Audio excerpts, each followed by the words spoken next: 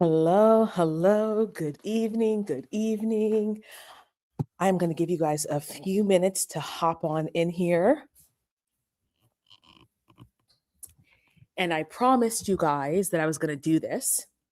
I was going to review Miss Erika Kirk's Harvest speech. This is her first stop on her solo tour. Well, not solo tour, but her Make Heaven Crowded tour, which is an extension of Charlie Kirk's, his tours that he would go on. So what I want to do is this is really interesting because she actually addresses,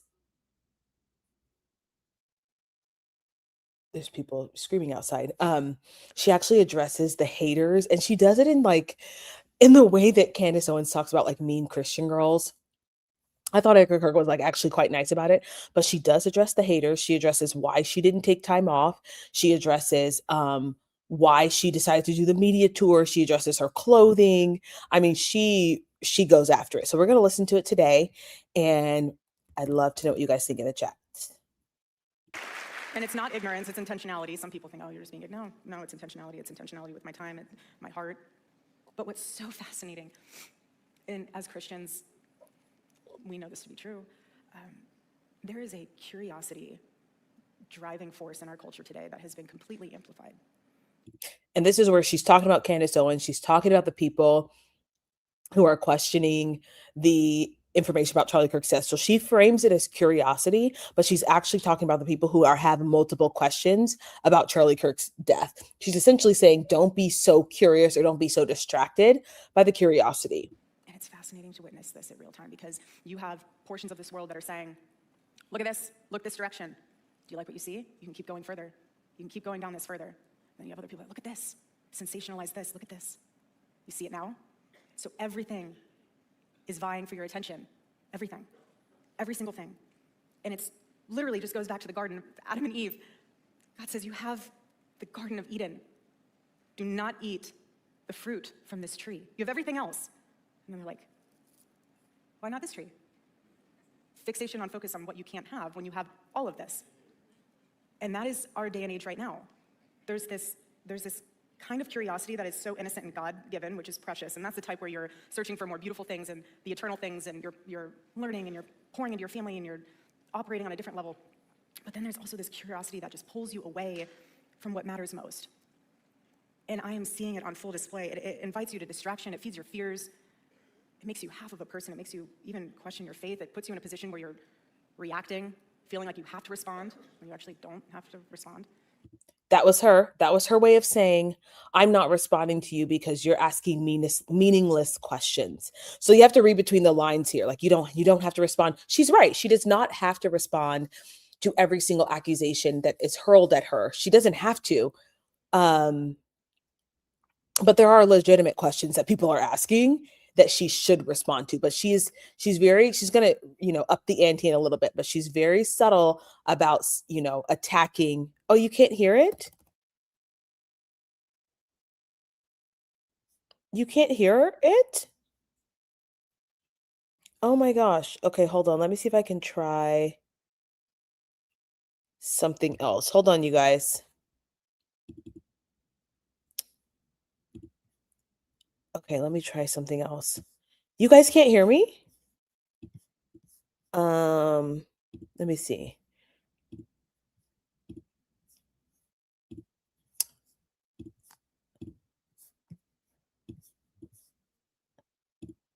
It's your own cross to bear. Said, after Amfest, because I figure me out, being thrusted into all of this, people ask, tell me, like, why don't you do this? And why don't you say that? And, some still have asked, like, have you seen the video? Why would I ever see that? Okay. Let me.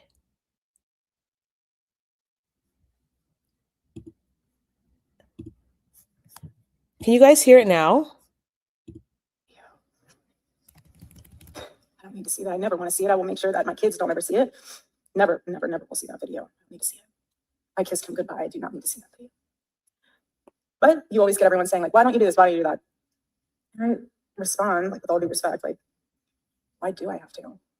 Why do I have to do that? Why do I have to operate by what I'm expected to do, expected to? Can you guys hear it? Let me know. I do not want to be around anything that is going to take me further away from my home in heaven. I don't. That's where my heart is. And so as long as I remain obedient to God and abide in his word, and I'm in the jet stream of his will, the opinions of this world mean nothing to me. Nothing. And it's not ignorance, it's intentionality. Some people think, oh, you're just being ignorant. No, it's intentionality. It's intentionality. Okay, so this is where she... But what's so fascinating, and as Christians, we know this to be true. There is a... So this is where her not, I don't want to say attack, but this is her response, where her response begins. She starts by talking about curiosity and how there's like good curiosity and then there's bad curiosity, the kind of curiosity that distracts you and asks all these questions that she shouldn't have to answer. And so she gets into, and it's really an attack on, honestly, not just Candace Owens, but anybody who's doing any kind of investigation, anybody who's doing any outside. Okay, let me see. That's so wild. You said it's so quiet.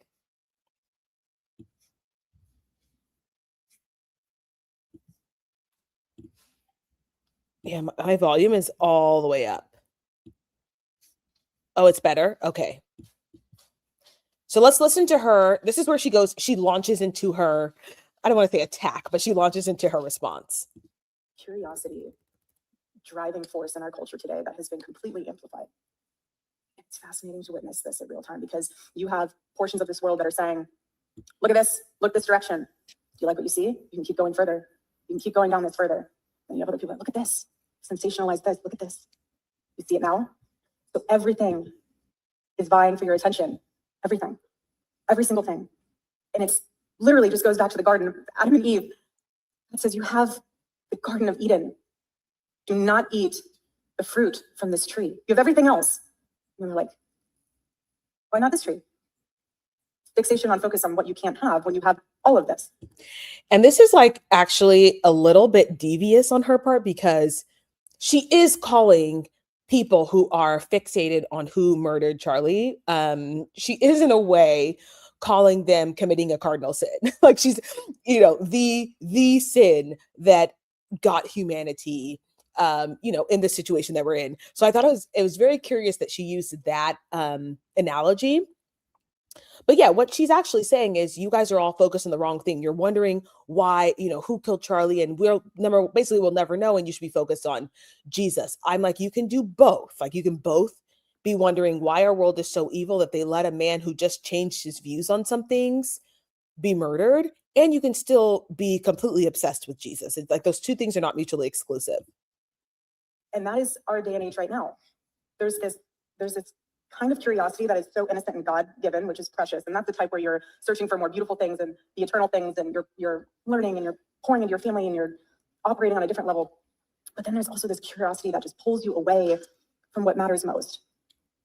And I am seeing it on full display. It invites you to distraction. It feeds your fears. It makes you half of a person. It makes you even question your faith. It puts you in a position where you're reacting, feeling like you have to respond. You actually don't have to respond.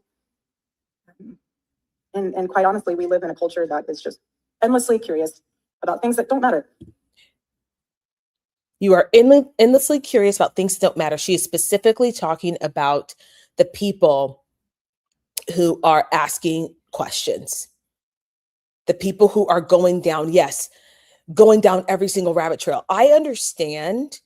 As Theo Von said, there's multiple holes in the garden, right? And some of the holes in the garden are not going to lead to answers about Charlie's death, but there's still holes in the garden. And part of being, a cog in the wheel of this Republican wheel, this conglomerate, and same thing goes for Democrats, by the way, is that you're trying to uphold the facade that we're the good guys. And unfortunately, what Candace Owens is doing, what Tucker Carlson is doing, what Coach Colin is doing, what Didi Got a Podcast is doing, is that they're shredding open that facade that we're the good guys. And, whether we want to believe it or not, Erika Kirk is a cog in the Republican wheel, and she's meant to hold it together the way that Charlie held it together. But Charlie could not because he started to see the lies. So she's saying, hey, Stop asking so many questions, because the bigger idea here is we need to get reelected. I mean, for example, I had a Washington Post article come out about my clothes that I wear. Like, very slow news day out there. Like, if you are now attacking a widow's attire, like that's where we're at. Like that. Here we go. I think I mentioned this before, you guys, that there are certain trigger words that they're using to shut people down. One of them is Charlie's legacy. You're ruining Charlie's legacy. Other one is widow.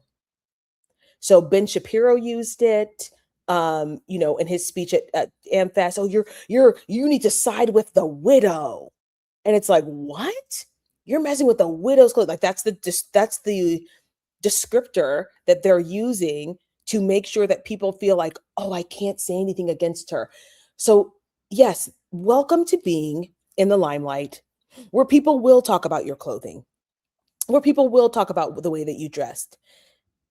That's part of being a woman in politics and being a woman in public. Welcome to the big leagues. Welcome. If you would like to know, Washington Post, I'm wearing a black outfit with a pair of, Air Forces, because I'm a sneakerhead. So if you would like to know what I'm wearing, you can call me and I'd be happy to explain that I just wear what I wear because it's comfortable. I don't have a stylist. Like, I don't really care. I just am myself. Again, go touch grass. I don't know how else to say go walk in nature. Charlie loved to hike. Like, maybe take up hiking as a hobby. Just throw that out there. But I see it. Yeah, she's angry. She's angry because this is not okay. I'm gonna say this, and then this is gonna be like kind of crazy. I think Erika Kirk thought that people were going to respond to her the way that they responded to Charlie. But the truth is that she's not as likable as Charlie. She's not as quirky as Charlie.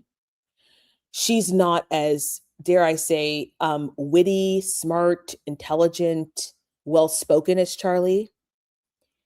And her crowd is going to be different from Charlie's because she's a woman. And a lot of men are not following women. They're simply not. So I think she's in this adjustment period that she did not realize that was going to happen. I think she thought, oh, these people love my husband, they will love me. But people loved your husband specifically because he was willing to say things, particularly towards the end of his life, that no one else was willing to say, and that he was starting to see things and he had an eye for things. He wasn't going to be led astray by some guy who has allegations against him, sexual allegations against him. He's not going to partner with people who specifically have sexual assault allegations against children. Charlie would not have done that. And I think people are seeing you, Mrs. Erika Kirk, make decisions that we don't think Charlie would have made. And it's frustrating. She's unaware of the world that she's in. She is. And she actually said that at the beginning. I'm not used to being in this world. Well, baby, wake up. Okay, sweetie, wake up, because this is the world that you're in. Because curiosity can totally derail us as Christians. Completely. And it doesn't allow the Lord to use your life in a way that glorifies him. So just keep that in mind when you're reading things and you're internalizing things. And, if you try to chase down every single ridiculous accusation about yourself, you'll get nothing done. Charlie knew that. Charlie spent his time responding to everything. When anyone called him a racist when he wasn't, if anyone tried to say what he's doing on campus didn't matter, actually it did, and it does, and it still does, he wouldn't have been able to build Turning Point. He wouldn't have been able to go and preach the gospel. And so I just want to remind you that don't be pulled away from the presence of God. Use your curiosity to seek him further, not the world. Not the world. And just have a spirit of knowing that I would much rather confuse this world and not make any sense to it than be a reflection of it. And that's how I want all of you guys to feel as well. But again, I'm not going to lie. She has some good one-liners. And I will say this, you guys, I've said this several times, like, I want to like Erika Kirk. She comes across as inauthentic. I want to like her. She comes across as inauthentic. I just want to encourage you. Charlie would always say this, and it rings true to me now more so than ever, that every decision you make is a mark on your soul. Forever. Right back at you, sweetie. And People always say stuff is just noise. Remember, it's just noise. It's just noise. So when you feel things start heating up in your life, it's very tempting to ask the wrong question. Why is this happening to me? Very tempting. Don't do that. Please don't do that. Instead, I pray that you ask the question, Lord, what do you have for me today? Just today. Not about yesterday, not about tomorrow, but just today. What do you have for me today? Not why is this happening to me? You have to shift your perspective and your mindset. God doesn't have to explain anything to you. One day you'll know everything. It's like Charlie. But he does assign things to you. And I have an assignment. You all have an assignment. Okay, she's going to start to tell us why she did not take time off, why she's not spending time with her kids, why she jumped into why she didn't use an interim CEO. She's about to tell us a whole lot right now. So perk your ears up. And Charlie would always tell me, if anything ever happened to him, to make sure that I would step in and run Turning Point. And I took that very seriously. Don't y'all find it curious that she's saying this now? I mean, I don't know. Again, it's basically Candace's word against Erika's, but I don't know if this was something he said like frequently all the time to her, or if it was something that he started to say after he realized that there was a target on his back. But I do think it's curious that she is bringing this up now after Candace Owens has questioned it. Just saying. I didn't. It's not a burden. This is not a 9 to 5 for me. This is something that we always talked about. We were not blind to threats. But for me, it's always raise the babies, run Turning Point. And some people have said, well, should have put an interim in there. Really? My husband, during our whole marriage, asked me to do this, his wish. And I'm going to put an interim in there that could possibly burn the whole thing down. And then I have to come in later when I'm ready, which no one's ever ready for anything in life, and resurrect the ashes. Absolutely not. I would not be able to live with myself. Knowing that I didn't honor that for Charlie. So the reason why she did not take any time off is because she didn't want to have an interim CEO. Okay. My next question is a genuine question. When will you have time to appropriately grieve? Because I promise you cannot run a company and appropriately grieve. When will you have time for that? I guess according to Candace Owens, she said that this is like how she gets through things, is that she works. I don't know a single company that hasn't had an interim CEO. Now, interim CEO, she wouldn't have even had to step up. I'm sorry. She wouldn't have even had to have someone as an official CEO. She could have just had the people running it while she made, just adjusted, right? So no one's saying that she needed to have someone in there immediately. We're just saying, why didn't the Charlie Kirk show do 2 weeks of reruns first? Oh, I know. The money. Again, this is not about a job title. It's so much more than this. It's, again, making heaven crowded. That's what this is about. And it's about knowing that when God gives you an assignment, and you know this, for those of you who feel that you know and you recognize what your assignment is, he gives you the grace to carry it. It's not a burden anymore. It's not a burden. And he will sustain you in ways that you didn't even know were possible. And you find a way to put one foot in front of the other. You just do. And God's just been so faithful every day. He has. And so the other night, after I put the kids to bed, and Charlie said something I encourage all of you to do. He was huge in journaling. If you can journal, please do it. People were like, how do you have time to do that? You just make time. He would carry a journal with him, and it would be something that he'd hear, or something that came across his desk, or something that just came on his heart, and he would just write. And my goodness, am I so grateful to have those, because it's like a living piece of him that is still with me. The inner workings of his brain and his heart, he left the blueprint for me in those. And so after I put the kids to bed, it's like my treat, if you will, to just like, okay, my alone time with him. And so one of the quotes that I was reading the other day that he had in his journal, it was so powerful. And he said, who had a more effective last 100 years?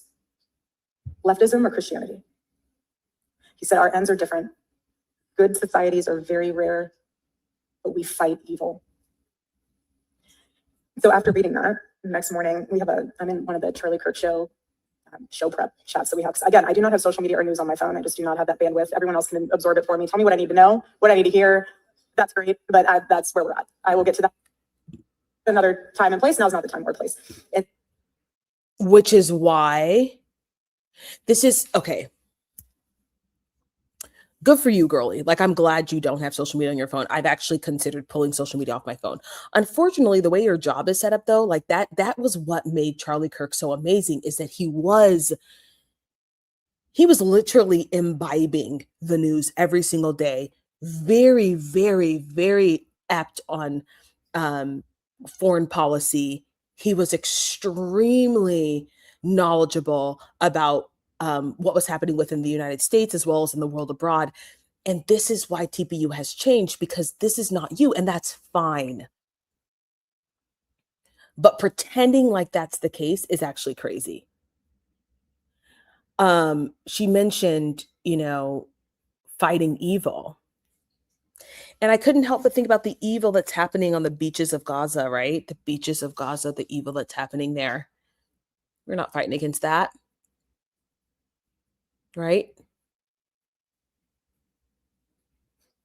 So all this pretty language, but what Charlie did was he said, this is not acceptable. He was like, I don't want to do this. I don't want to be, you guys are asking me to commit the very evil act of using the Lord's temple as a marketplace, right? They knew that Charlie Kirk was a Christian. They knew that TPUSA was supposedly a Christian organization. I no longer believe that. And they wanted him to use his money to fund their evil doings. And because Charlie had the Holy Spirit, he said no. And what we're seeing is TPUSA spiral back into the very thing that Charlie said no to. He said no to evil. Charlie would have never partnered with a child predator, someone who's accused of child predation. He wouldn't have. He wouldn't have done that. So this is the double speak that people do not like. This is the double speak that people do not like.